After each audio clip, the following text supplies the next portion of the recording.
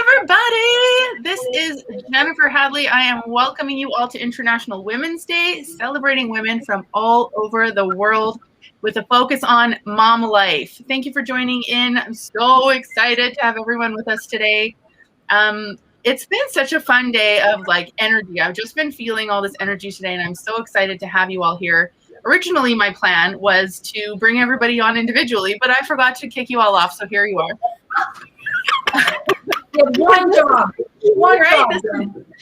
Yeah, I had one job and I failed terribly. Good thing I'm not a tech person. But I will just give you a quick bio of who I am. I am Jennifer Hadley, again, founder of Fierce Mom Personal Coaching. I'm an event planner, a project manager, a business strategist. I have a human resources background. I've been an entrepreneur my whole life, and I'm a single and very, very proud mom of two of the coolest kids I know. I am Jewish, and I am very involved in my community. And I think I'm a very relentless and annoyingly enthusiastic volunteer in everything that I do. So if I'm annoying to all those people whose boards I sit on, sorry, I just love what I'm doing. I founded Fierce Mom Personal Coaching 3 years ago because I wanted to build a community of strong and confident women who collaborate, build each other up, and make each other stronger. And that is what today is all about, bringing women together from different worlds, finding that even though we may be a little different, we have very similar and relatable stories. So welcome, ladies. I'm so happy it's today. I'm going to go through and introduce everybody. I did have walk-up music, but I can't play it. So that's just how we're going to roll. We don't have... I'm dancing anyways. I'm going to pretend. Okay. So everybody just start singing when everybody comes on. Oh, yeah. Ready. We're going to start with Tanya Hails. Tanya is an award-winning event planner and creative storyteller using various mediums to evoke emotion, create change, and magnify moments. She is the founder of Black Moms Connection, an online global village of almost 20,000 people, and a nonprofit providing culturally relevant programs and resources to educate and empower the Black mother and her family. The work of disrupting and diversifying motherhood was the reason behind launching the anti-Black racism consulting business, Color in White Spaces, making diversity and inclusion real and relatable.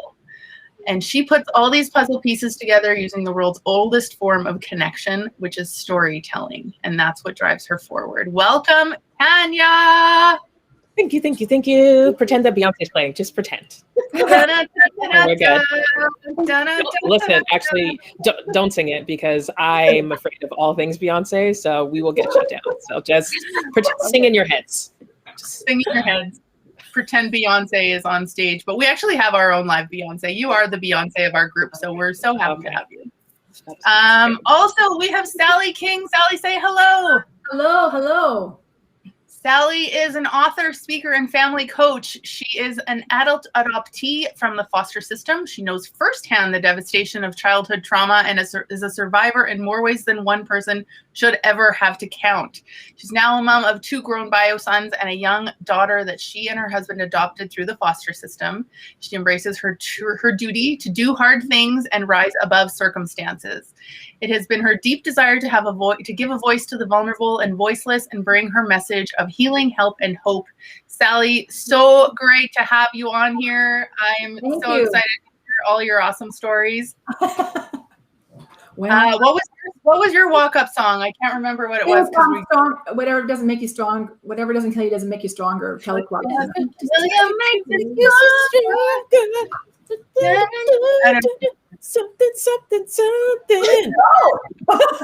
Right? Ooh, we found our resident singer. Right?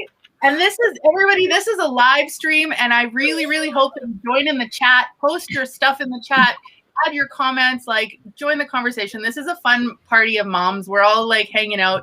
I don't know what's in your in your coffee mug. Well, a little early.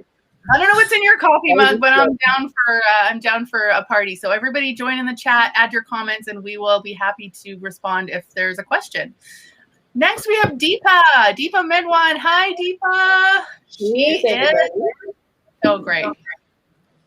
Born in Fort McMurray, she's blessed to be living in Calgary in a multi-generational home with her parents, her husband, and 2 children. She has a beautiful multilingual, multicultural, and multi-religion family dynamic. So cool. I don't know how you live with your parents, girl. Oh, you'll find out today. Your Adipa's passions are advocating for and working with children that led her to complete her Bachelor of Applied Child Studies degree at Mount Royal University and landed her an 8-year career as the Director Field Studies Coordinator for the Bachelor of Applied Child Studies. That is a mouthful. As her children became older, she was blessed to take on a program advisor at Montessori Learning Center since May of 2017. And she enjoys this role so much because she gets to the best of working with families, children. She's a firm believer of the Montessori philosophy and it fosters, empowers, and respects the rights of the child. I am so pumped that you're here.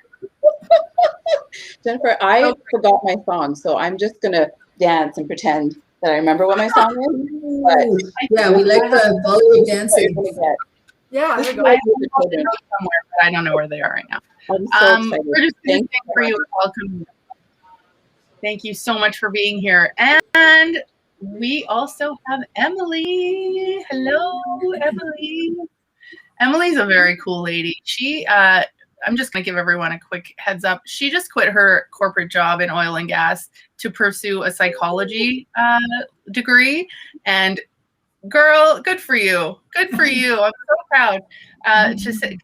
We all know what the grind is like. And when you figure out that it's not for you, that's just so amazing and so awesome. So congratulations. But let me give you a quick little bio. Emily is a leader, connector, and proud wife and mom. She immigrated from China at a young age and is navigating raising her 7- and 9-year-old biracial daughters with her husband in Calgary.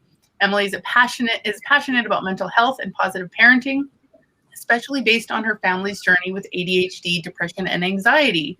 Recently, she took a leap to leave her career as an engineer and corporate manager to pursue psychology and focus on family.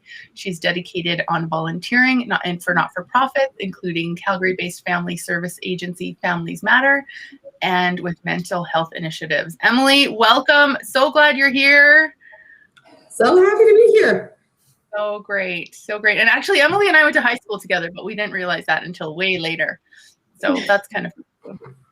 And lastly, we have Michaela Hamilton. She is the cute, pregnant lady in the corner. I mean, we can't see her belly, but we're so excited. You have no idea what's about to happen to you, lady.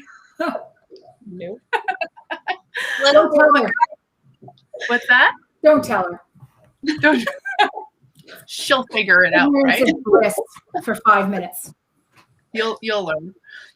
Michaela is a born and raised Calgarian wife and soon to be mom to her first child. Although homemaking is her current full-time job, she is passionate to see the success of local businesses and entrepreneurs alike. Michaela and I have worked together a lot in the past, and we have some really great stories and some really great connections. I'm so glad you're here. Michaela is going to be monitoring the chat. So if you have questions, if you have comments, if you have an aha or want to just laugh at something, because something's going to be funny today. If you want to join the conversation, Michaela is going to be your host in the chat room. We're going to say goodbye to Michaela quickly, and if it doesn't, she'll be in the chat. So if you're having issues with the chat, let me know. We'll bring you back in. See you later, love. Don't have a baby till after this morning. Yeah, you gotta wait. Yeah, gotta wait. We're good. We're good. We have a couple. All right. Awesome. Did it go? Did it work? I don't know. Live. Everything live is just mine. There we are. Okay, ladies, let's chat. Welcome, everyone. Does anybody have anything they want to start off with, or should I just ask a question? Well, happy International Women's Day. What a fitting day to have this on. Like, you timed this perfectly, Jennifer. That's awesome. I'm so excited. Yeah. Hold on. Mila's having problems. So, okay. I'm a little hungover from a 2-hour interview with Oprah and a former prince and a former, I call her Princess Meghan, whatever. She married a prince. She became a princess in my brain. So that's what that was really I cool. did until the wee hours of of late nights last night. So I will have plenty to say today about that. Yes, please. Can I just talk about Megan for just a quick second? No. You know, her girlfriends introduced her to a prince, and I'm just saying, girls, like, you're supposed to be my friend here. Like, where's my prince? I just met you, Jennifer. Let me go just- through my Sometimes I Rolodex. get this email from a prince in Africa. Do you want me to forward you his info? What in the coming to America do you think this is? Matt? I know. I love that movie. That's so funny. Okay, let's get into the parenting because that's what we're here for. We are all moms from different backgrounds. We all have different stories, and it's going to be such a cool conversation. So let's start with, how did your upbringing and background shape your parenting? Who wants to take this one? I think I'm going to throw it to Emily. Oh, wow. Yeah, I was born in Beijing. So we're being born in China and raised in China. It was more of a command and control setting. It was listen to your elders because they have experience and they have wisdom and you don't question them. And when I immigrated to China at age 8, I saw kids interacting with their families a little bit differently. And so I started getting ideas in my head about how parent-child relationships should be. And I still remember being like a teen or preteen, like standing with my hands on my hips, telling my parents, in North American families, respect is earned, and you can't just demand respect from me, and you have to maintain it. Yeah, that didn't initially go over very well with my parents. But you know what? I was really fortunate. My parents over time did soften, and they started listening to my perspectives more. What this means for me as a parent is, now that I have 2 kids, I'm still kind of rebelling in a way. I'm rebelling against the notion that parents have control over their kids and kids just have to sit back and listen. So, I'm involving my kids in decision making. I'm learning that kids need a level of control so that they, can learn autonomy, and, it's just part of their developmental needs, as Deepa would be able to tell you. So yeah, that's kind of, I'm kind of trying to go the opposite way, and no disrespect to my mom, right? Like, when you know better, you do better. So we're learning more, I'm learning more. And so I'm just trying to apply more positive parenting approaches to my own journey. Love that. Anybody can relate to, you don't talk back to your parents? Oh, listen, the one thing I'm doing differently is I don't own a wooden spoon that I'm using over my kid's butt, for starters. I swear to God, my mother had shares in a freaking factory. Like, I swear, because she broke that many over my butt. I was a kid from hard places. I didn't self-regulate. I'm not sure I do yet. I'm waiting for that. Do you know? That ship may have sailed, but just saying. Yes. So yeah. I can totally relate to what Emma's saying. But the opposite, I was born here in all places, Fort McMurray, Alberta. Yeah. And people don't understand that. It's oil and gas. We're an oil and gas, family. So basically, I think same thing. It's trying to merge these 2 cultures. And my parents, God bless them, they did so well, considering they themselves came when they were in their 20s, newly married, coming to a country where you're trying to adapt to not just the language, but the societal, pressures of fitting in, and also trying to have no family. I'm so lucky, and as Jen mentioned, I live with my parents by choice. Just so you know, and that wasn't an expectation at all. Yes, I know. People are like, you chose to live with your parents. Your husband is okay with this? I was like, it was his idea, actually. So, yeah. Oh, yeah. That was huge for our culture. So, so just to go around. So Jazz is my husband. He's Sikh, Punjabi Sikh, and I'm from the South, and Kerala, I'm Christian. So already 2 opposites there. He's North, I'm South, all that stuff. And in our culture, you generally don't live with the girl's parents. It's usually the guy's parents. But I mean, I think I grew up, my mom and my dad came here by themselves. My uncle sponsored them, but they had nobody here. No parents telling them, you should be doing this. This is how you're supposed to raise your children. This is how you're supposed to cook and clean and do all that stuff. And so I think I saw that and I was like, yeah, okay, I can go away from the norm. And all of it was based on the fact that my parents, they trusted that I would make, not until I was probably in my 20s, but up until then, they were like, okay, we're just going to teach her what she needs to do, and hopefully she'll just go the path. And so I think with Emma, like we can all kind of relate to, like, culturally, we were kind of stuck in between what can we do so we don't shame our families? What can I do to be also individual and change some of the things that maybe we didn't agree with? And we visited India almost every couple of years. So I saw the parenting techniques and some of the things that were acceptable, and I wasn't on board with it. And my parents weren't like that, but you know, it was hard not to be.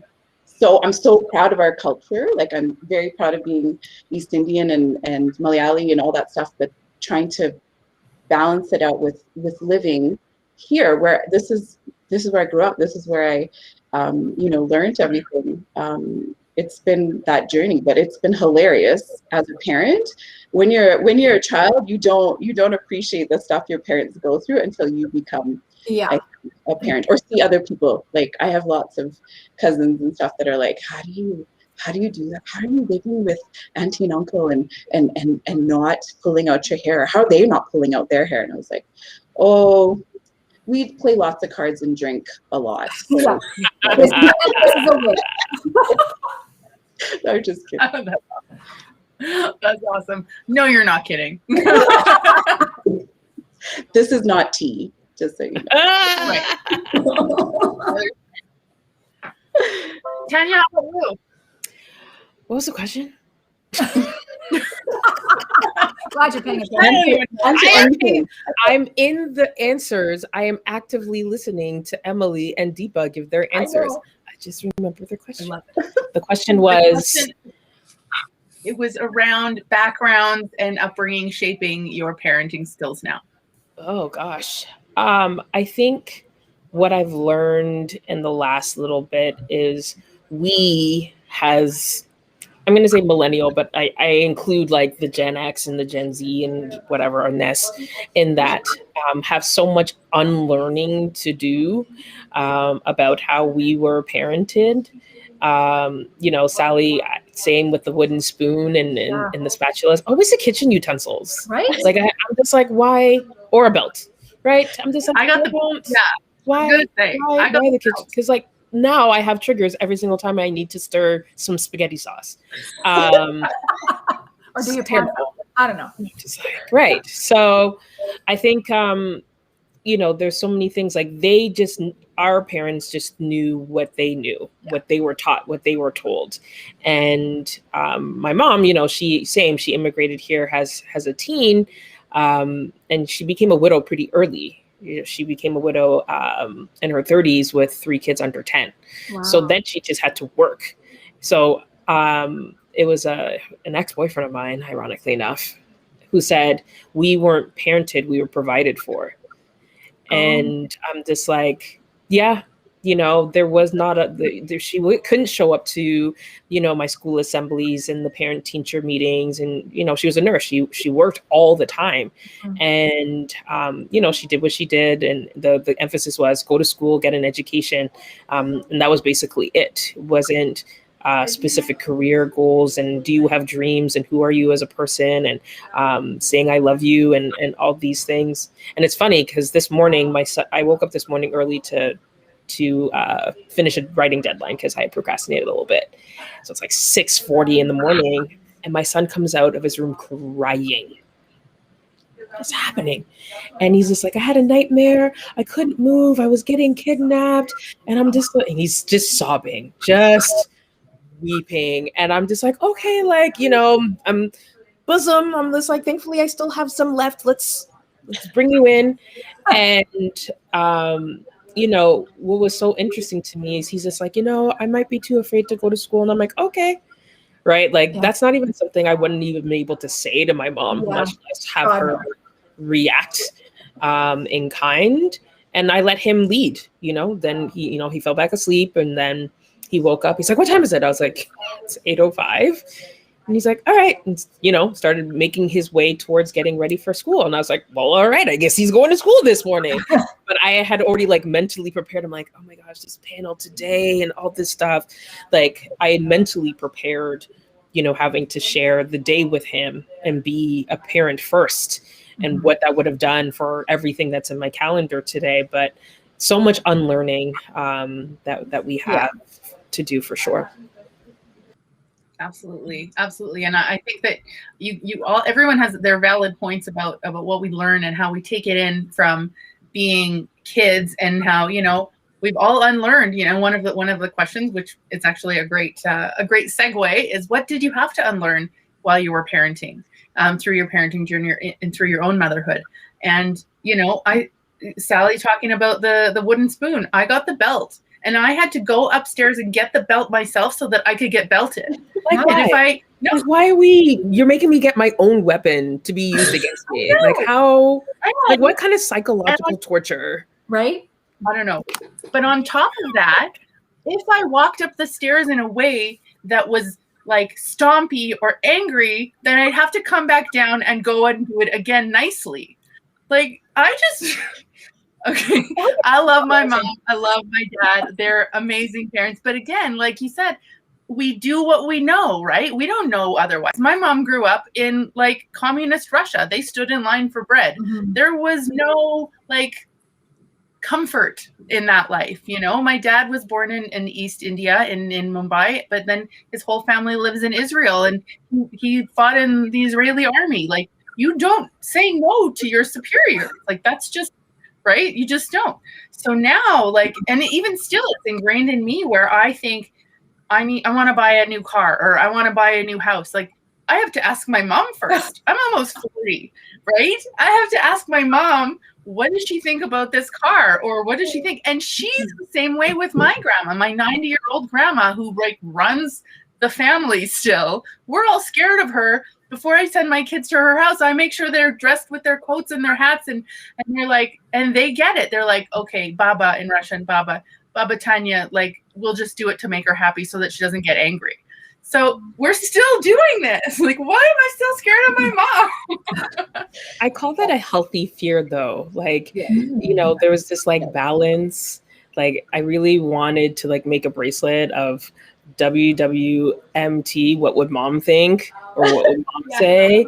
Because there's so often where I'm just like, even like to this day, I'm very testy, and my mom was always like disapproving of like any décolletage. I'm like, you gave it to me, I don't understand. And then so now, like, anytime I'm doing a panel or like any type of media appearance, I'm very cognizant of, is it too chesty?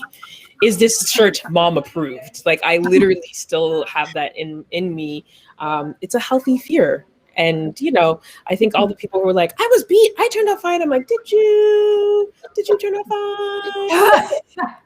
Did you? I feel like I turned out okay. I feel like I turned out okay. I don't know. I mean, I've been it worked, right? It worked to a degree, like that fear. And it's like that respect is ingrained in us a lot. Like, before I quit my job, I had to get my mom's approval. There's no way I was going to make that decision on my own either. Like, they got their hold on us. Emily did she basically just gave us like a written statement. Like, this is what I'm going to say to my mom, guys. What do you think? And we're all like, okay, Emma, like, it's your life. It's your job. This is your mental health. And I remember you telling us, I have to talk to my parents about quitting my job.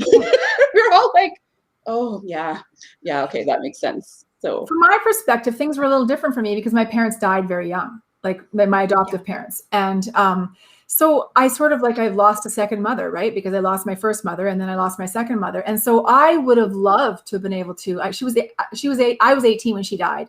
And then my dad was killed 5 years later. And so I had to parent myself. And I had to learn, I had to realize how screwed up I was and how they didn't do everything perfect. It said Jennifer fired. On a line? So so come at this from a different perspective, right? Is because I was kind of like, oh shit, I don't know. Like I had these babies and I didn't know what I was doing, and I was, my mother-in-law is not my person, so I was kind of on my own. So I think it's kind of cool, but I am now. See, I'm 56, so I'm like, damn. Why don't my boys ask me when they make big decisions? Well, they do, but I'm pissed about it. So Sally, from now on, I'm going to come to you when I have to make a decision. I'm in. Yes. Yeah. Because I'm freaking smart. Can someone sell my boys? I'm smart. Could someone give them that freaking memo? Because that'd be awesome. Like, it's amazing. I'm so dumb. It's amazing I have pants on. That's all I'm going to say. No. Hold on. You're wearing pants? Why? You're supposed to wear pants today, I think, right? So.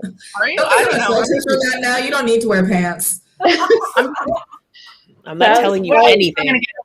It doesn't count when you're a parent. It doesn't count when you're a parent. So my son goes to where I work. So it's our Montessori preschool. Yeah, Montessori Learning Center. So he goes to the school, and I'm not the teacher. I'm the program supervisor. He has three wonderful teachers there. They're amazing. But sometimes I have to sub, and you wouldn't believe the same words will come out of my mouth that his teacher might have told him yesterday.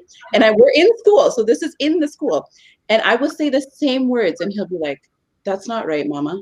No, Mama, you're not." And I'm going, "I'm at work, right? Are we not at work? I'm not home. I get it. If you're at home, you're going to question things." And so I try to, play the professional. Well, Sahash. So I call him by his name, and he knows. Oh, this is business because we're at school. You're not calling me by my nickname.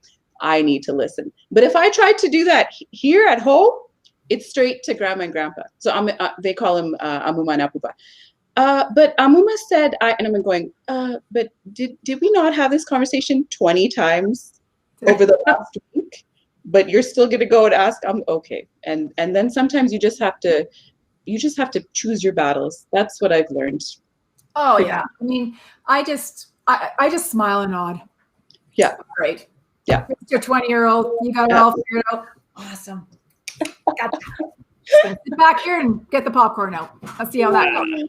I love it. Even like the 8-year-olds, like my son is just like, I've had to tell him so many times. I'm like, I already have passed grade 3, right? Like I've already gone through the schooling system, and I've been living a little bit longer than you. And so like even yesterday was the NBA All-Star game, and he said something to me. And he's like, oh, because he wanted to watch it and the Megan thing was on, and I was very conflicted. I was like, I'm like, 2 things on at once on the television. And so he's like, I said, well, the game is going to start. It's not, tip-off is not really at 8. It's going to be more closer to 8:30 after they do the national anthem and the introductions and the whatever. And there's going to be a halftime show. And he's just like, how do you know all these things? I'm just like, I've been watching the NBA since before you were alive. That's how. I don't understand these children. They doubt. I'm just like, can we just assume that I know some things? No, it cannot. They're just like, no, you have to prove it to them. And it's exhausting. I'm just like, well, buckle up, honey, because it's not going to get better. I get that. I get that a lot. I get that a lot. And my mom even still says, she's like, the one thing I hate the most is that Baba is always right. And she's still, like, my mom's in her 60s. And she's just like, I hate it. I hate it so much. And she's like, but she's always right. And I'm like, okay. So I tell my kids every now and then when the kids do whatever it is that they're doing, I'm like, so I guess your mom knows stuff, huh? And then they're like, yeah, okay. And I'm like, just remember that for next time. Like sometimes mommy knows things. And it's really fun because then they kind of like turn into their little sheepish, so like, okay, yeah, I listened or whatever. That's the thing, is we have to learn for ourselves. We have to do get our own mistakes. We have to go through the growing pains of it all, and we have to give them the opportunity to do the same. Like, I know that if you stand on that ledge, you're gonna fall. I know that's gonna happen. I don't have time to go to the hospital today, but we just might end up there because that's just you have to learn that on your own, that you're going to fall off the ledge. I say that all the time. I'm just like, we're not going to Sunnybrook, eh? So yeah, focus. I don't have time. We don't have time for that. I told them my calendar, I'm like, I don't have time to go to the hospital today. You better just chill. We've used COVID as our, listen, with COVID, I can't even get in the ambulance with you. So you want to go hurt yourself? You're going to go in the ambulance by yourself. And then they go, oh, I don't want to do that. I want you to be, no, sorry. COVID won't allow me to be in the same vehicle as you. Sorry, honey. Don't go jump off the stairs today. Okay. Yeah. So I want to talk about also, because we are all so culturally diverse, I want to talk about what are the things in your culture that you want other people to understand, like what is it that would make sense in your, like it's a no-brainer for you, but there's something that's like, I wouldn't understand it about your culture. So if your kids come to my house, what do I need to know so that I don't, offend your religious beliefs, so that I make sure that they have the right, like diet stuff? What is it in your life that I need to know about your kids? I have one example. I think I've talked to you ladies about this, and it's not offensive to me. It'd be more maybe culturally. And I'm sorry, I have my whole family is watching this, but they already know I'm going to talk about this. So I have 2 boys. They're 5 and 8. And probably at a very young age, and because of my background, so I'm an early childhood educator, so you learn about, their developmental everything, physically and mentally and cognitively, intellectually. And one of the first things that my husband and I decided is we're going to teach our boys the correct anatomical words straight from the get-go, because we're not going to use words that are in a different language, because when you're here and you're at the doctor and you have to explain something is happening to you, they're not going to know what kunji is or what pipi is, or they'll know, but it's you need to have it anatomically. So we talk about and look, I'm blushing, but I'm going to say it. We talk about boys have penises and girls. I said it. Oh my God, my mom. I'm so proud of you. I'm so proud of you. She said your mom. So your mom is freaking out right now. Sorry, Mom.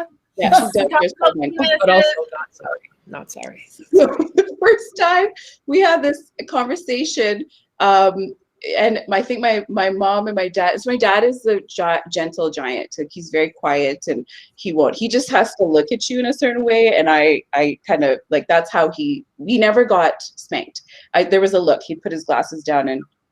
That's it. Then I'd go, oh, I'm going to pee my pants because, oh my gosh, he's angry. So we're having this conversation at the dinner table or something. And I said, Sahaj, when you're whatever in the bathroom, you have to make sure you clean yourself and you have to clean your penis. And my mom goes, why are you teaching them that? And I'm going, the correct name for that is, you don't have to say that. You don't have to say that. And like, yes, I do, because he's going to go to school one day. I'm not going to be there. And he needs to explain if something is hurting, or, it's just like saying my earlobe, but it's not. We never grew up with the correct anatomical words in our house. And it was always just a roundabout way of saying things. So when I hear the word, and if my mom is around, I'll kind of go and look at her to see her reaction to be like, how do you feel? That could backfire on you though. Because I did the same thing. And Brady was 3 years old, and I hope he's watching this. Brady was 3 years old, and we're walking through Safeway, and he goes, so Mom, that guy's a guy, so he got a penis, right? And then she's a girl, so she's got a gina, right? Not a gina. I love it so much. Welcome to hell. I'll be your cruise director. I kid you not. And he actually corrected someone one day because she was strapping in his car seat, and she goes, oh, I'll let you do it because I'm scared I'm going to get his bits. And he goes, it's a penis, Nancy. Don't be afraid to use the real words. Oh my God. Yes. And see, there you go. That's amazing. That's amazing. They always say the things at the wrong times. I mean, you have your... Yeah. It's always in a grocery store, always. But they're so innocent that you kind of go, you know what? You're being respectful. So that's what I'm proud of. You just took the wrong. I'll be yelling loud. I'm just going to say, It's kind of loud. Like I also learned it's important to like teach kids about this because you never know what might happen to them. You never know when someone might prey on them, and you need to teach them the right words so that they can also identify when, you know, something inappropriate might be happening, right? Now, to be quite honest, I still haven't gotten the whole like vagina, vulva, labia stuff all nailed down with the kids. I might need to do some educating myself there. Yeah, I think it's funny. I saw a tweet the other day about that. And it's just like, sex ed for kindergartners. What do you guys must be on crack? And what I loved was, you know, maybe 5-10 years ago, everyone would have agreed with that tweet. And then, you know, it was like 2 days ago, and all the cool tweets were like, actually, and it's just like, you can, you know, at 5, you start teaching about body parts and consent. And it's just like, you ask someone before you give them a hug, or you can say no if someone wants to give you a hug, because we complain, especially women. Okay. We're mostly ladies here.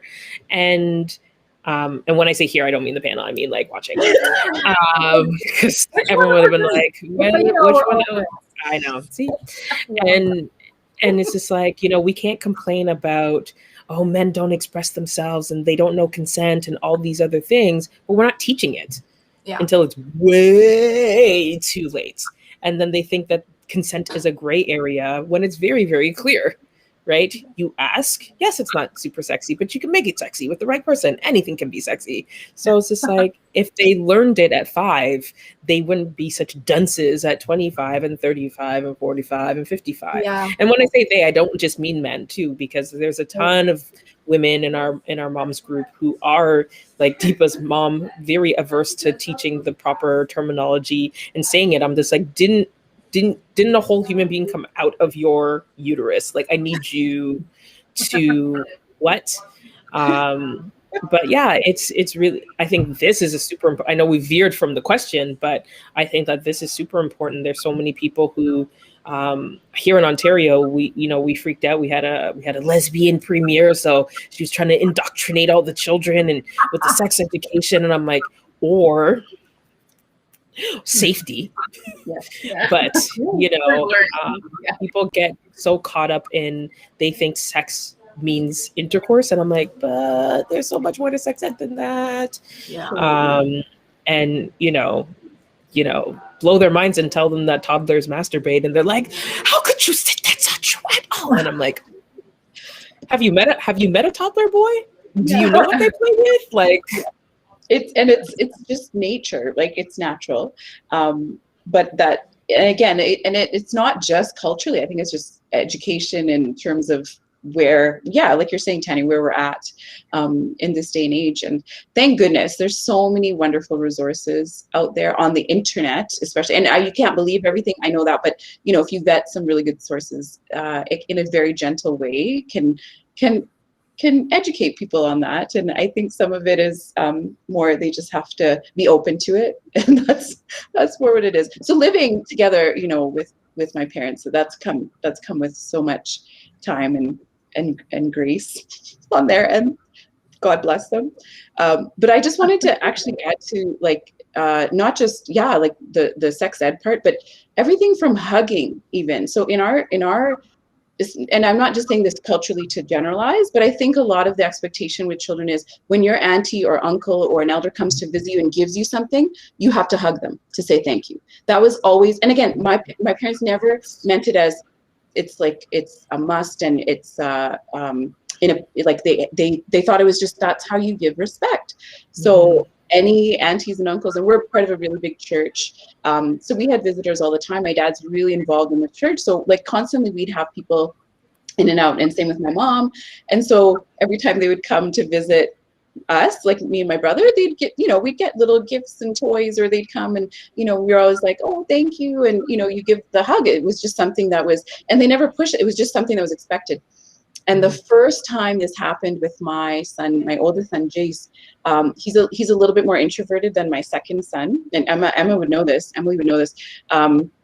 is that it was it was tough. He needed time. He would always need time. When people would come, he would hide behind me or my husband, and we'd be like, that's okay. And we wouldn't try to push him. But I've seen lots of parents go, you know this person, you see them at church, go say hi. Yeah.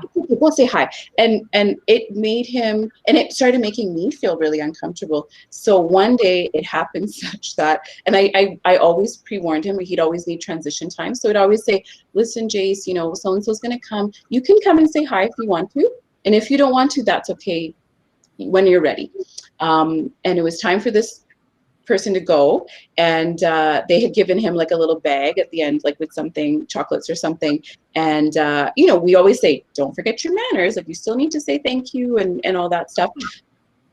But this lady was kind of like with open arms. Yeah, her arms are waiting. And he's like, thank you. And then the worst part was I kind of was like, okay, that's great, Jace. Like, oh, you're so lucky you get this. And in between this, I don't know what happened, but she went to go hug him and just scooped him up, and he froze. He froze. And he didn't mean anything of it, but he was that uncomfortable. And I said, okay, you know what? Maybe just come with Mom. And because I couldn't think of the words to say to not offend her, but also to back up my child, you know, to advocate for the fact that was not okay. And when that happened, I right then and there, after this person left, very calmly said to my parents, I don't think we need to ask him to hug anybody else anymore. Yeah. That felt really uncomfortable for me. And my parents were so good. And they're like, yeah, that's true. And because they know him and they knew him. But I think any other parent in our culture would have been like, why didn't he just go hug? Like, oh, that was rude. He should have hugged her. You know what I mean? Like, and again, it's all education and knowing your own children. But to me, that was something that I never thought about until I had my own children, because we were just so ingrained in you have to go and say thank you and give a hug. Like, there has to be some sort of contact. You can't just say thank you and run away with your gift. Like, it has to be some sort of, right? But that's not okay. If that is not okay. What is that teaching? I'm going to give you some material good, and I expect physical touch has a thank you. The words thank you should suffice. Like, you know, even just, or when we were growing up, how it was like, oh, if a boy hits you, it means he likes you. What do we really teach girls when we say that? That's awful. When you really sit and think about what is that normalizing to children? Yeah. That means if you get hit on or you get physically sexually abused at work, it's just the guy that works with you likes you. No, that's not okay. That's not the lesson, right? It's so awful. Sorry, go ahead.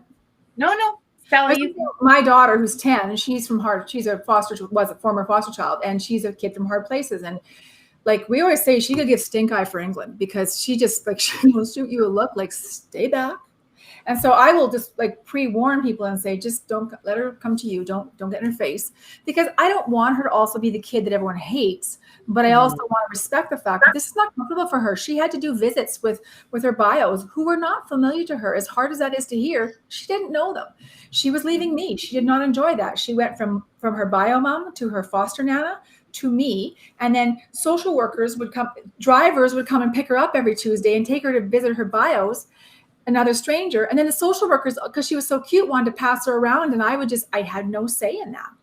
So now at 10, she's like, back off, get out of my face. And so we sort of talk, just let her come to you. But I don't make her hug people. And I don't, and I will just say, I will always guard her heart. I'm always guarding her heart and going, listen, this little girl has been through more stuff than you ever dreamt of being in. So you just have to, and so I will more school people, like gently, and sometimes not gently. But that's what I was about to say. How gently is it, Sally? My favorite is being in a grocery store and they come up to me and say, oh, she's so cute. Is there anything wrong with her? I can't believe it. I started out nice, and then I was like, no, actually there's not, but there's something wrong with you. Your mother never taught you any manners, just trying to buy tomatoes, Karen, move along. This is why Sally is now my pseudo mom. Sally the ghost. Sally said, Sally said. Yes. I love it. Because We're gonna by start the our way, series. Sally's gonna have her own meme by the end of this panel. but the thing is, when you give your children that freedom to warm up to people on their own, like Serenity, I've met her once, and when she warmed up and she came over to me and played with my kids, like she can be herself. There's no pressure. And Deepa, like you said, when you let Jace warm up to people on his own, like they can then feel like they can be their whole selves, right? Like right off the get-go, like they have some level of control, and our kids freaking need that because there's so many things they don't have control over. Yeah. And the funny thing is, like, babies, when they, how sometimes like you give, so it's like, okay, baby, and then the baby starts fussing. I'm just like, babies, when their spirit doesn't take to someone, you should take that as a sign. Just like, you know what kind of energy do you have? Because my baby is brand new and doesn't like you. Like that should tell you everything. And we give adults more grace than children. And it's insanity because you start a new job. Yeah. You don't know anybody in there. You're getting to know them. They're getting to know you. Yeah. You're feeling each other out, but you want to right off the bat physically touch these little human beings. And I'm just like, no, what are we, I go back to what are we teaching them? And to ironically enough, come full circle back to your second question about, culturally, like this is a huge thing in terms of like, I'm a Black woman. Okay. I was talking, Jennifer was like all shocked and awe. I did a reel on my Instagram where I was chopping off my hair. Wow. It was not my hair. That scared me so bad. I was like, no, wait till Tuesday. First of all, if I decided to rock a baldy, you would have nothing to say because I would still be rocking a baldy. So there's that. But what I mean is that like, I'm just like, part of the fun that I play around with is different hair, whether it's like I do fake locks because I'm just like growing locks is a very long process. Like long locks takes years to grow and a lot of upkeep, and we can't go outside right now. And so just like, oh, whether it's me or my son, oh, your hair looks so soft. Why? You can look with your eyes, not with your hands. Leave. And then, but when I say something to you, then I'm now the angry Black woman. I'm now the aggressor. You are the victim. I was just trying to be nice. I'm just curious. But again, it's really frustrating in terms of these are the things that we have to deal with, and specifically as Black women. Yeah. And when we go into a work environment, if we're quiet, we're just quiet, mostly because we're not warning people, and we have no trust. But you're not a team player, you're not a good fit, you're intimidating, you don't interact with your coworkers, and all these things are our personalities. What if I'm just an introvert? Yeah. What if I'm just what if I'm literally just here to do the job? Because at the end of the day, a workplace that's not family. That's what the employers want to tell you so that they can take advantage of you, right? And yes, you want to be friendly with your coworkers. We don't have to be friends. Right. You don't need to know everything about me. I don't need to tell everything about you. I'm just like, my mom, she was notorious for that. People were always so curious about her because she's just like, I'm giving you absolutely nothing. I'm here to do a job and take care of these people. The end. And that should be enough, but it's sometimes not enough. And just culturally, as a Black woman, it's exhausting because it's just one of those microaggressions that, and not so micro, I'm trying to eliminate the word microaggression from my vocabulary, that we have to deal with. And, we have, what else culturally? We have different skincare routines. Like I remember growing up when I would tell people like I don't wash my hair every day, and people just looked at me like I was this dirty, scampy hound in the street. And I'm like, first of all, wash day is a whole day. My hair is porous. It is a sponge. It tangles. I have really, really, really, really, really tight curls that requires a lot of combing and a lot of detangling and a lot of leave-in conditioner. It is a day. It is wash day. Right. So when a Black girl says to you, it is wash day, don't call her until the next day. She is busy. Okay. So I'm washing my hair is like a legit thing. Like I can't, I'm washing my hair is like a legit, it's not just an excuse. See, these are things that I don't know, right? Thanks, Audrey, you're just. Yes, but and again, like I get that people outside the culture and the community don't know this, but it's just like, this is also, but then now context, knowing that it's a whole day, right? It takes literally hours to like go from dirty hair to clean hair to blowed out to, braided or twisted up or whatever. That's why we take when people touch our hair so personally. Yeah. Because this is a full day endeavor. And that's also a ritual in our community. I'm sitting between my mom's knees, getting my hair done, watching whatever. Like that is very, very, that is very communal. That's very sacred. So you trying to have your dirty paws up all on it. Please don't do it. This is a PSA. Stop asking and don't do it. That's a good, yeah. Thank you for that's great. And that's exactly why I wanted to have this conversation. Not because we need to, because we do need to respect the differences between the different cultures that we have. Yes, we have a lot of similarities where we don't, we grew up not talking back to our parents, and we've had to deal with certain situations that, we've had to adapt. A lot of us, especially in this generation, we are trailblazers now. We're the chain breakers in a lot of the stuff that's our old baggage from our past, right? So I had a lot of struggles especially with my mom about these things, about I'm putting boundaries up, and putting up boundaries has been really, really hard, especially with the people that are closest to us.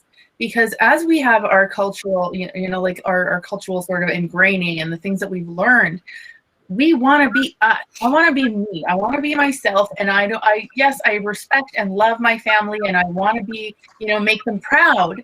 But at the same time, I'm breaking that chain of old habits and old life, right? And having teaching my daughter how to be proud of herself and how to show up in the world, and how to not understand, to not think that when a boy pulls your hair, it's because he likes you, right? Like you said, and how to not say that love is conditional, because if you don't tell me I love you back, then that means that I'm not going to love you anymore. These are conversations that we used to have, and that if they do something and they get the eye, that doesn't mean that the belt is coming next, That's a real thing. That's growing up that way, thinking, oh my God, my mom gave me the eye when we were out. I'm in trouble when I get home. That fear that you're instilling in your kids, that, okay, that doesn't happen at my house anymore. I don't know. And I know it's a completely different life and it's a completely different situation, but I can't imagine being that angry at my kids that I'd want to pound them. And there have been days, we've all seen the rage, we've all had the rage of, oh my God, I'm about to kill my kid. But I've never actually gotten to that point where I've actually wanted to hurt them to relieve my own pressure or stress or whatever it is. And I don't know where that came from, because if I came from this family, they would have been beaten as a kid, almost, right?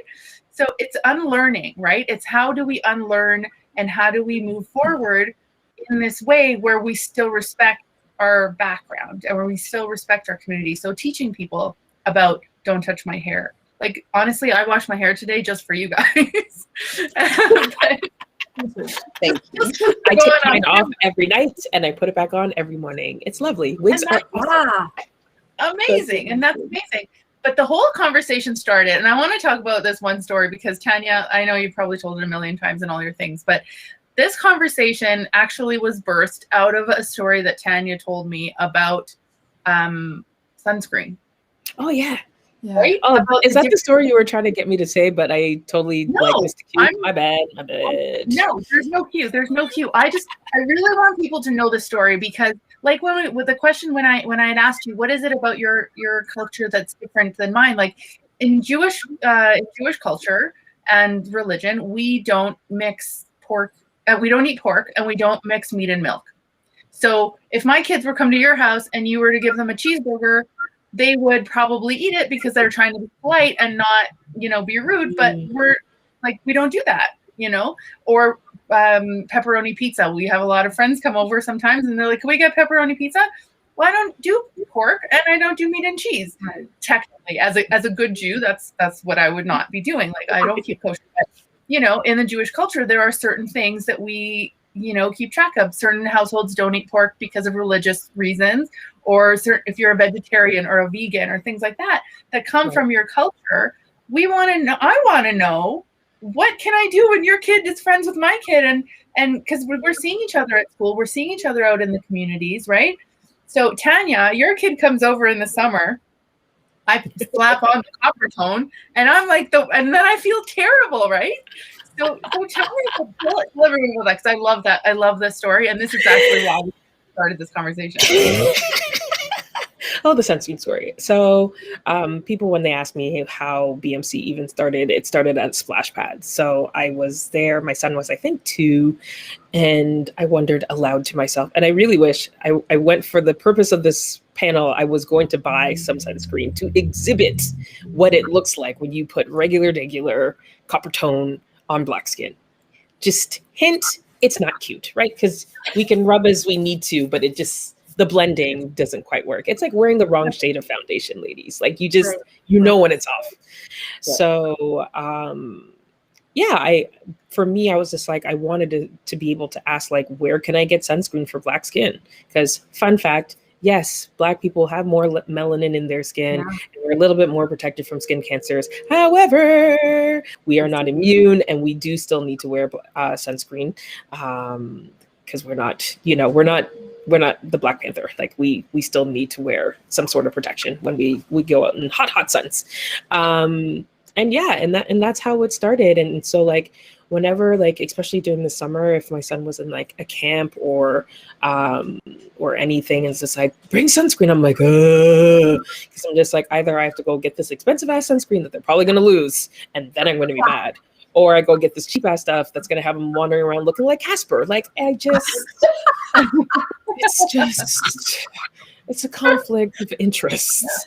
And so, you know, I shout out to Black Girl Sunscreen. That's the name of the brand, which is made by a Black woman specifically because she knows Black skin and what we still need the protection.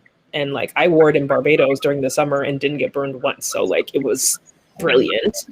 And it blends in like a lotion. So, you know, I'm getting the protection, but I don't need to look like I just put on a sheet. It's some, I know it's so small and so innocuous and so silly. And I tell the story often because it is fun and it's silly, but it's just one of those small little ways where most people are like, I never thought of that. And I'm like, exactly. You never have to. Yeah, we don't have to. Exactly. Same thing. And Sally, you've got a similar story about beets. Oh yeah. So my daughter is Indigenous, and children, like I think it's also Asian children, they get a Mongolian spot when they're born, which is on their lower back, their bum. It can sort of be anywhere. And I didn't know. And so we were still fostering her. We were actually doing respite, and I fed her beets because she loved them. And then of course the poop. And so she pooped, and I'm wiping her butt, and I'm like, oh my God, I've stained her ass. Oh my God. I'm gonna take her away from me, and I'm wiping, and she's getting more uncomfortable, and she's trying to inch off the table, and she's starting, and I'm like, oh my God, I stained her butt. They're gonna think, and it looks like a bruise, and they think I'm gonna, oh my God. And then halfway through, I went, oh my God, it's her Mongolian spot, and I'm trying to wash it off. And then she had like a nice little red spot because I wiped it a little too far. It's like, these are things you need to know. This is shit you need to know. There's no manual. No. And even if it was, it'll go out the window. I don't know how many books that says the early child care lady. Yes. The early child care. Throw out the manual. Michaela, did you hear that? Throw out the manual. Michaela, I'm sorry to say this. You can take every single course. Every last one. Do all the prenatal, you know, those are great for the moment. And then your child comes out and none of that matters. It's out the window. I save these to prove that I took my degree in child studies. So people kind of maybe give me a little bit of credit, but it really doesn't. With your own children. I go to the center, I go to the school, they're amazing. Every technique we try different resources, we do redirecting, all that stuff. It's amazing at school. And then I come home and it's like, oh, that's wrong. Oh, that's not, no. It doesn't work. It doesn't, because each child is unique and different. And you get to know that much later, much later, when they're grown up and you've already cried your eyes out. Or I always say that I had Brady, and he was like my first, and he was like the perfect, easiest baby ever. Slept at 6 weeks, and then I gave birth to Satan. Came along. I was like, what the hell happened? Like, I thought not Satan. It's a different version of what you holy crap! Like, Trust me. Oh, Kelly. But I think that's the thing. It's just like there's no such thing as parenting experts. Parenting changes every day. You know, like my son is an Oreo cookie fiend. Oreo cookie ice cream, Oreo cookie chocolate bars, Oreo cookie everything. I see that they have Rice Krispie cookies and creams on sale, 3 for $6. He takes one. He chooses not to like it. I'm like, flip table. You are obsessed with these things, and now you don't want to eat them. Like they are changing every day, and therefore how you parent changes, and who you are also changes, and it's this constant rotating dynamic. So like you can think that you have them mastered, and then literally the next day they're like you don't recognize them. So well, I have a 10-year gap between my boys and Serenity, and my boys are constantly going, you never let us get away with that. Thank you. And I'm like, I just that's so real. I like her way better than you. Get to adjust. Yeah. But like, they were, Mom. No, I'm coming from now the perspective of being mom and with my parents living with us. The word no does not exist in my father's vocabulary anymore. From the day Jace was born, that word doesn't exist in his vocabulary. But growing up, and again, they were great. We got whatever really we wanted, as long as we were grateful for it and all that stuff, and they could afford it. But there were times when my dad would say all the time, you know what? All we would have to say to you guys is not today, or no, maybe later, right? But my son, who has him wrapped around his finger, will be like, I'd like a Benz car that drives, like those little toy cars. And he's 2. I don't even think he knew how to. No, he was like 1. And my father went out and got it for him. Like it wasn't a birthday, it wasn't Christmas, it was nothing. Went out and got it. And I was like, what? Could you not have said no to that? No, but he asked so nicely, and he doesn't. I want a Benz too. Right? His dad giving out Benzes. Yes, there's so many stories I have of my father, and it's so funny because I call it grandnesia, so grandparent amnesia. Nice. Because they will. Wait, you should trademark that. Hold on. I think I'm gonna patent that actually. Yeah, let me write that down. Yeah. Is the fact that a tantrum or something will happen, and my mom will go, oh, that you guys, yeah, I don't remember. And my brother's name is Matt. I don't remember Matt doing this. And I'm going, I have a VHS tape of 20 minutes of him tantruming on the floor, rolling back and forth. I have that VHS. Are you telling me he never, are you kidding? You forgot about that? And so like, there's always this like, oh, I don't remember that happening. And I'm going, I have proof. I have video recorded proof of this happening. This is normal. Trust me, this is normal. And then I have the opposite side of, my dad one day decided that, and again, I think I was really pregnant with my second son, so we were at home, and he offered to take my oldest one to get gas in the car because he loved riding in cars, whatever. So he does this, and there's a 7-Eleven attached to the gas station, and so he texts me, he goes, "Is it okay if I get him a treat or something?" I was like, "Yeah, but just something small, like a 25-cent candy or whatever." And like half an hour goes by, they're not home. It's just 5 minutes down the road from us. 25 minutes, half an hour goes by, and I'm texting him like, "Where are you guys? Is everything okay?" I'm thinking they're at the park. Jace is refusing to get into the car seat. And I'm like, "What do you mean he's refusing to get in the car? What do you mean? Like, he's like, is he okay? Is everything okay?" "He doesn't want to get in the car seat." And I said, "Pick him up and put him in the car seat, Papa. Like, why are you not doing it?" But he's really upset. He wants a Slurpee. And I was like, "No, you can't get him a Slurpee. He's 2. No, he doesn't need a Slurpee. It's okay." no, he won't get in the car seat. So I'm going to go buy him a Slurpee. So I call and I'm like, Papa, you don't need to get him a Slurpee. He's 2. You can say no. Okay, can you come? And I'm going, you want me to get in the car, drive down the street, uber pregnant, and come and put him in the car seat? Are you kidding me right now? Yeah. Story. Yeah. Okay, then I go, and there's Jace. And what has my father done? The Slurpee is this. It's bigger than his head. Of course it is. And he's sipping it, and he's standing on the edge of not in the car seat, but standing in the thing. And he goes, okay, yeah. And I'm going, are you kidding me right now? You bribed him and he still didn't get in the car seat? I put my sack, just the Slurpee, and I went, nope. Threw it out, put him in the car seat, and I said, you drive the other car, Appa. I'm going to drive this car. You follow me home. We're going to talk about this. And I was like, I'm going to be the worst mother, but he's going to remember this for years. And my poor dad was like, I couldn't say no to him. I couldn't say no. And I was like, they're such suckers. Grandparents are just suckers, right? Such suckers. You know what? I think it's a privilege grandparents maybe earn. Like one day when I become a grandparent, I feel like part of my job is going to have to be just like screwing with my kids, right? Just make it a little bit tougher on them. Totally. True story. So how else are we rebelling against our parents and in our ways of parenting style? Like how are you finding that you're rebelling, changing the course of everything and kind of making it your own way, that we appreciate our parents' advice, but we just kind of move on? Who's rebelling? I know that we all are. Sally? Emily? Right? We haven't Emily? We haven't heard of so many. I feel like everything is rebelling, but that's not true. I'm sure I'm learning lots of great things from my parents too. But Asians don't talk about sex. I mentioned that in a little promo video.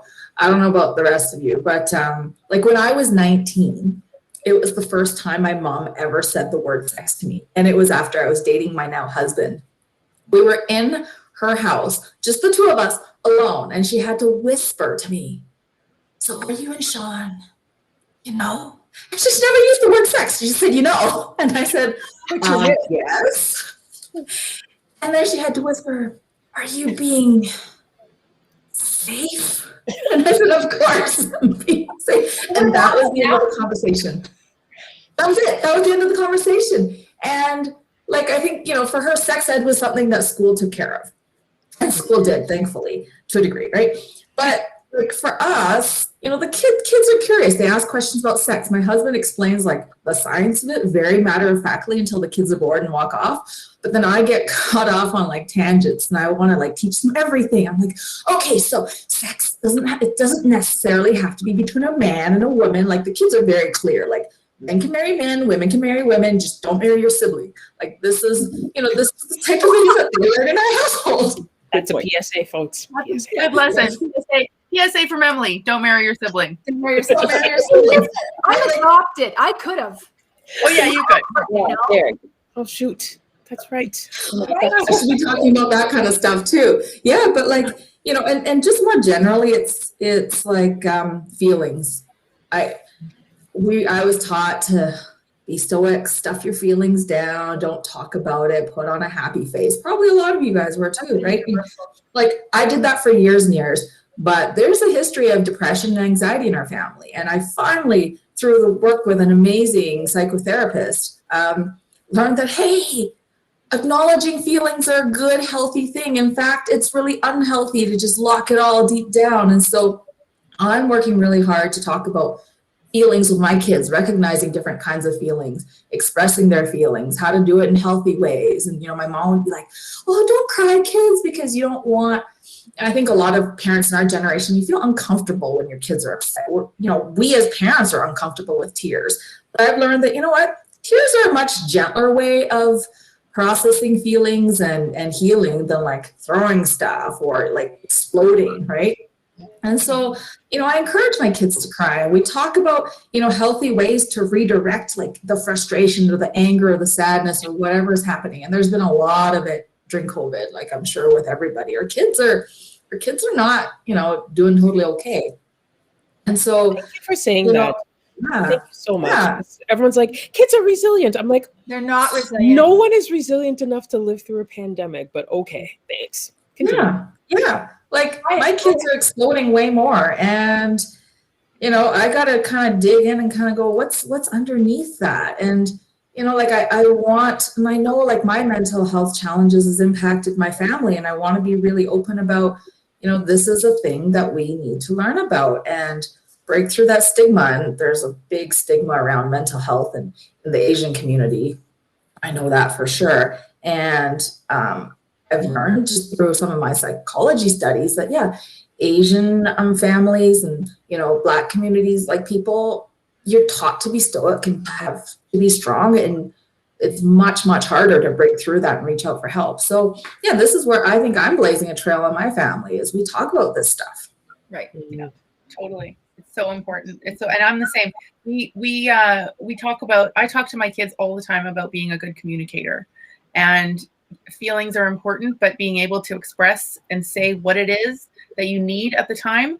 And it totally backfired for me, because when COVID started, and all of the activities shut down, like my son isn't like uber athlete. He plays every sport you can possibly imagine.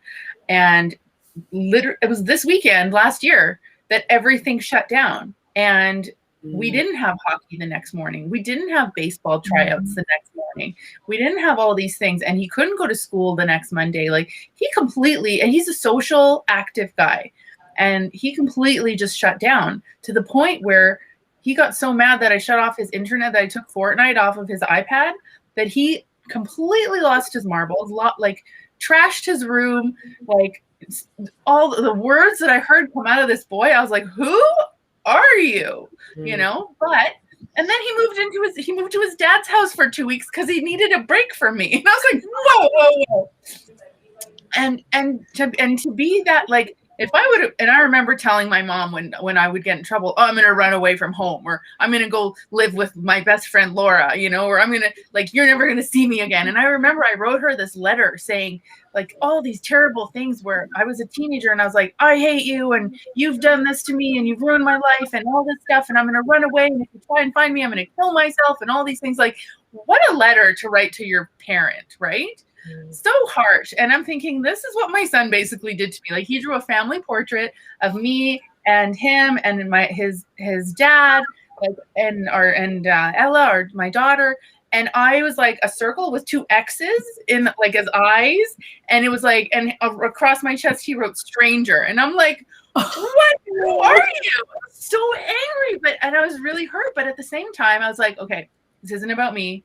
He's struggling big time right now.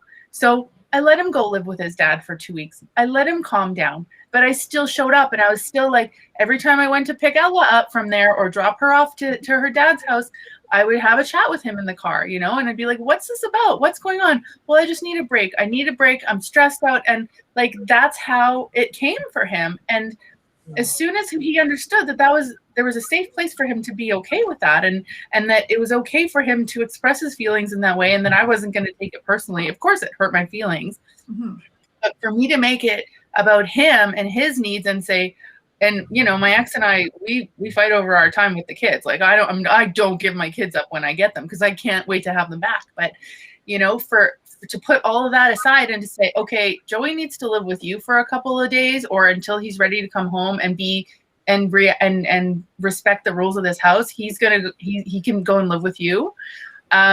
That was hard for me to do, because like the ego comes in, right? The like that mama bear that's like, I can do this and I can do it by myself and I don't need any help, especially not from my ex-husband, that's a whole nother story, but like, he's a great dad. He's a great dad, just a shitty husband for me. But anyway, fair. But for me to be able to say, like, okay, this is about you, and you need to understand that as much as that outburst isn't allowed and that kind of reaction isn't okay in real life, like, I took that as kind of like a gift, where it's like he felt comfortable enough with me to unload in that way, right? And I know that, Sally, you've had those kinds of things happen too, where it's, the conversations that come up, they happen because they're comfortable with us to say those things, and to be like, to know that we'll still love them anyway, even though I'm the stranger with the X marks, and I'm like this like dead person in the family photo.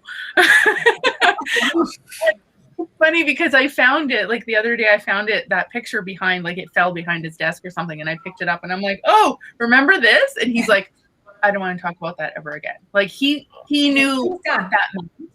So, you know, that's how we teach, right? Like, but before, had it been, when I told my girlfriend my mom was being a bitch on the phone when I was 12, she came in and she's like, I'm a bitch, am I? Hold on a second. And she gave me a reason to think she was a bitch, right? But like, it's just a totally different thing. So for me, that's my trailblazing. Like for me, I'm bringing my kids into a different way of understanding that they're loved anyway, and they're allowed to have their outbursts, and they're allowed to have their feelings, and they need to have them with me, and that I'm their place, that they can have that. And as much as it hurts my feelings, or if I'm not in the state of it at the time, like as moms, and that's what makes us like these fierce, like incredible women that we are. It's like we take all the shit, right? Everybody just dumps it all over us, and we've done it to our parents, and we can. I still do it to my mom, and I know it's awful, but you know, like I still cheat on her, and she still comes back and loves me anyway. And I know that that's just how it is. And she told me this once. She's like, I deal with you because I have to. You know, other people, if they were going to be that way, then I just don't. I cross them out of my life. But I deal with you because I have to, because you're my child, and that's my responsibility. Even at almost 40, she literally said this to me like 3 weeks ago. So, but and that's, you didn't take the behavior personally.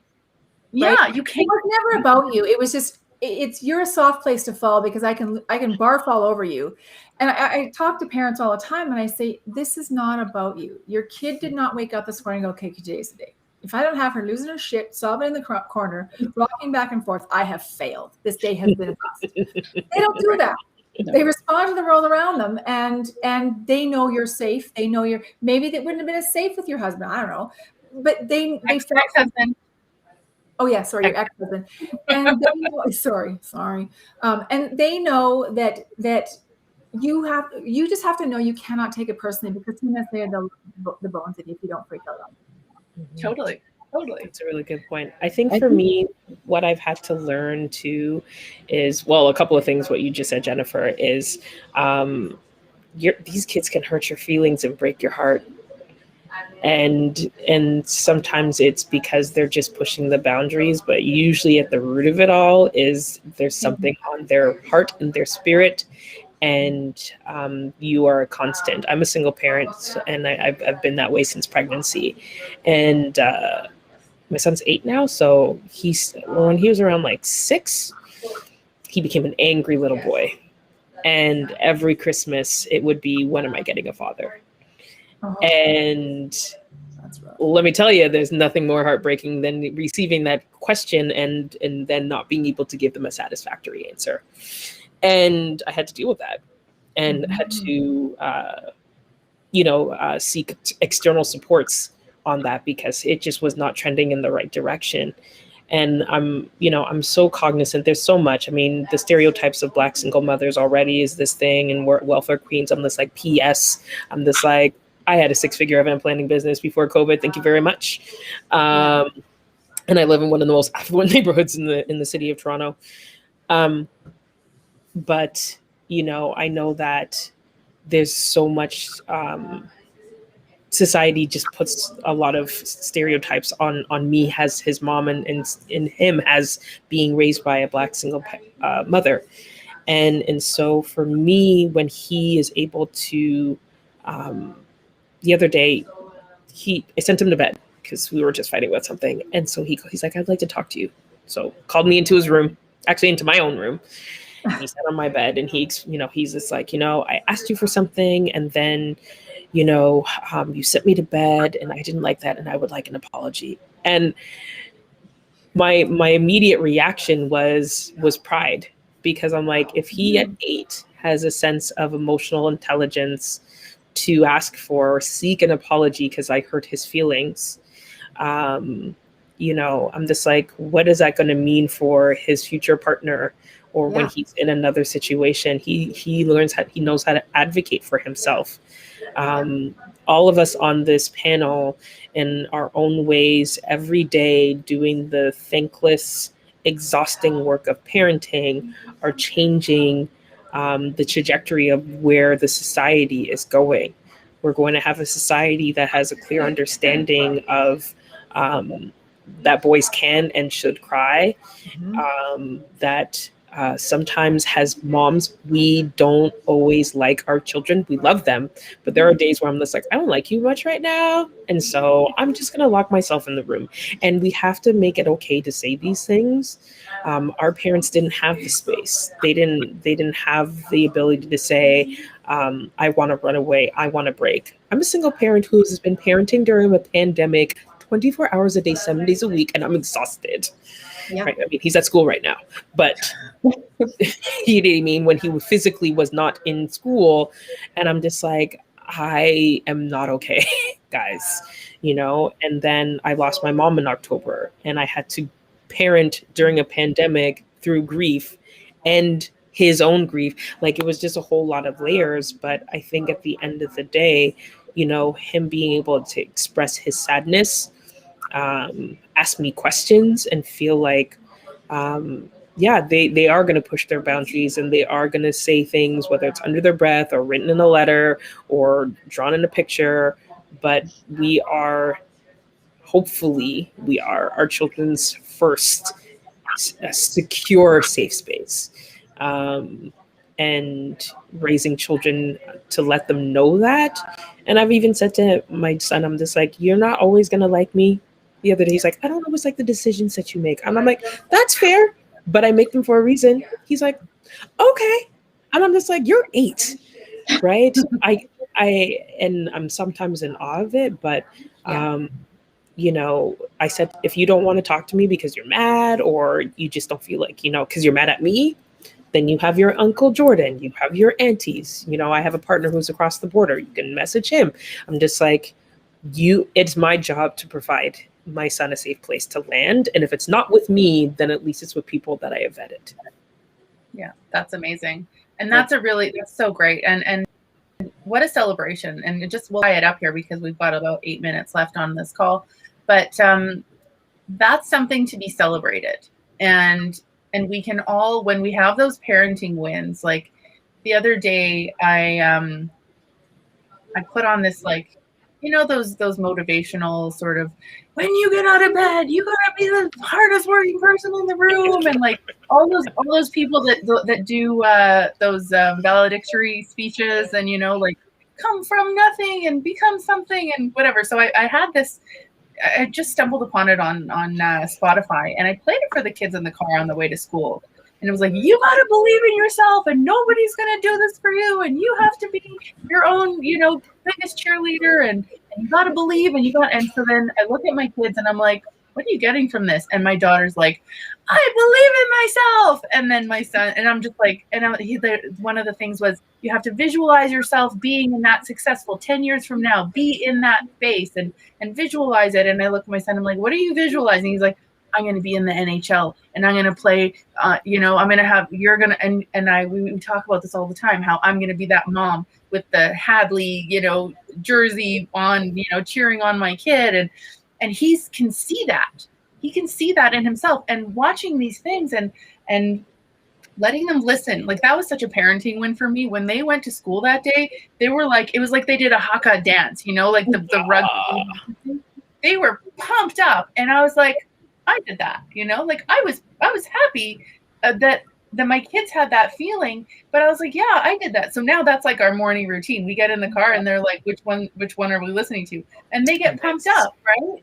And just that, like, I celebrate that. Like, I can, you know, we can celebrate the good report cards and the you know, great reviews that they get from, you know, their coaches or their teachers or whatever. But really, and I posted, somebody, I think maybe Emily, you posted this the other day, where it was like, nobody cares about who walked first or who talked first or whose first word or whatever. But the teachers and the people that are around our kids, they notice if they say thank you. They notice if they're clearly loved at home.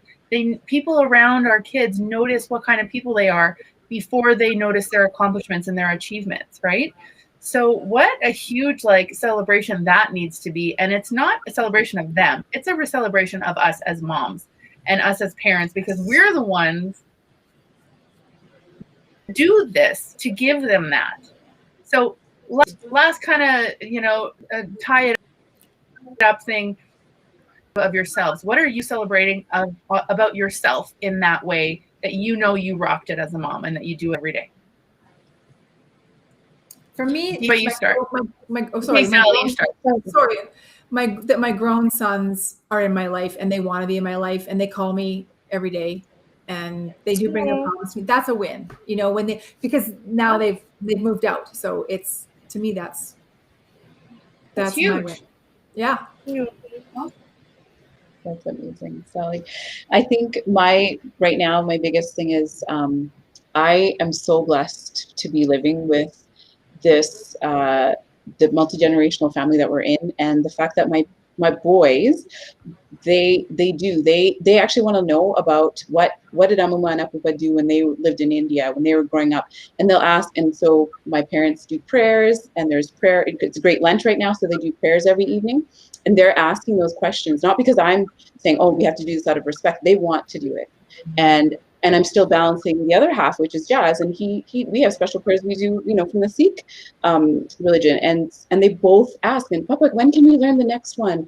And that's something that I think, as a person growing up in this, especially in North America, coming from an East Indian background, as my parents really taught me that you respect everything and everyone and their unique diversities that they are, because everybody has something to bring to the table. And just because we believe in one thing doesn't mean everything else is wrong. And I love that they ask those questions. And it's not just our two religions. They have lots of friends and family who are different religions, and they ask those questions. And if we don't have the answers, we say we don't know. And why don't you go and ask Auntie or ask?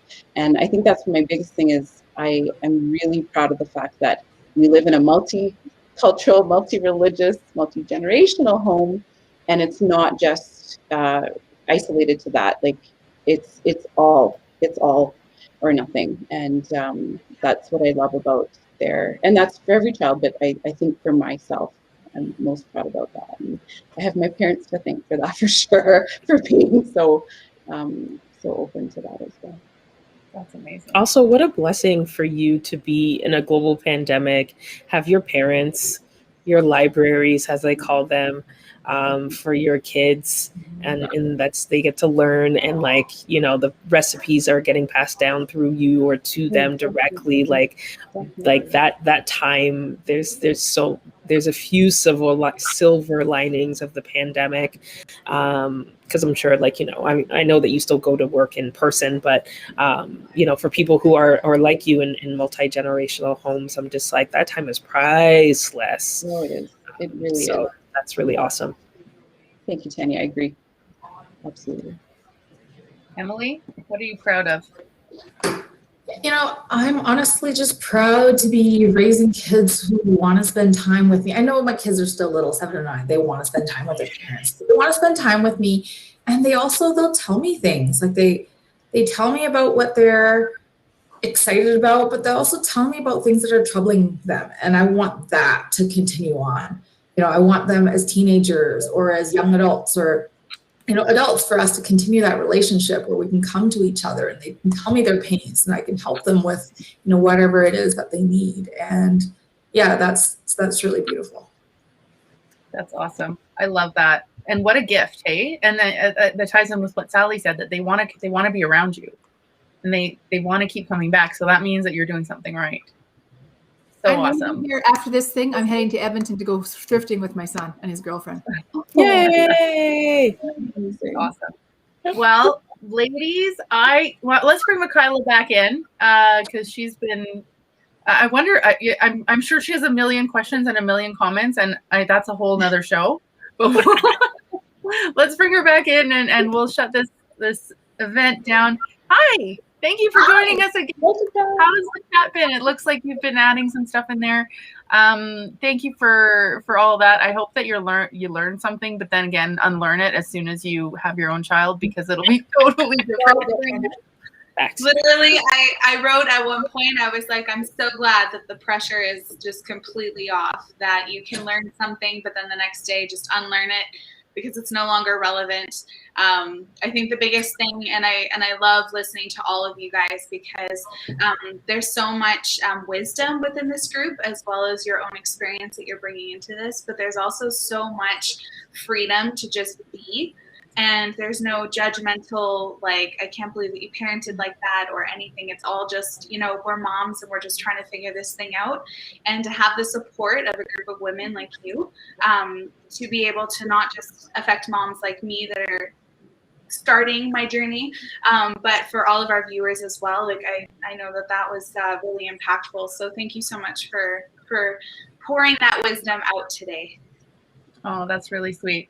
The main thing is, though, that even if it doesn't, if it works for us or if it doesn't work for us, whatever works for you one day, the next day will totally be different. Like, my kid loved bananas one day and hated bananas the next day. And it's like to make all the banana bread. Like, it's just, it's so annoying. Yeah. So that's the thing, right? Like, we keep changing and evolving, and every day is a new adventure as a mom. And no matter where you come from, or what your background is, or how much support or little support you have, knowing that there's other people that are totally in the same position as you, even though you think you're alone, is so important. Because there have been times when I'm sure we all have, just crying on the floor in the corner, just like, why did this happen? Why is this my life right now? But we've all been there. Right? We've all been there, and I think that's the message, is we all come from different places, but we all deal with the same stuff. And I so appreciate this conversation, ladies. Thank you so much. I'm gonna post it everywhere, and I hope you all share it as well. It'll be available later on today and probably tomorrow. And Michaela and I are going to come on sometime this week, and we're going to do sort of like a live recap of how it went. And if anybody has questions, we'd love for you to add them into the chat or send me an email. It's jennifer@fiercemom.ca. So grateful to all of you ladies. It's been such a fun adventure all the way up until now, and I hope that the conversation continues again. And if anyone has a last word, now's your chance, and then we're going to sign off. Thank you, Jennifer, for bringing us all together. You are the most fun group of ladies ever. This was amazing. I was actually really nervous about doing this today. And as soon as I saw all your bright, beautiful faces, I was like, oh yeah, we're just having a conversation. Girlfriends, awesome. Yeah, we're just drinking over, having a conversation over whatever's in our cup. Water. Right? Absolutely. Anyway, thanks so much, ladies. Happy International Women's Day, and we will chat soon. See you.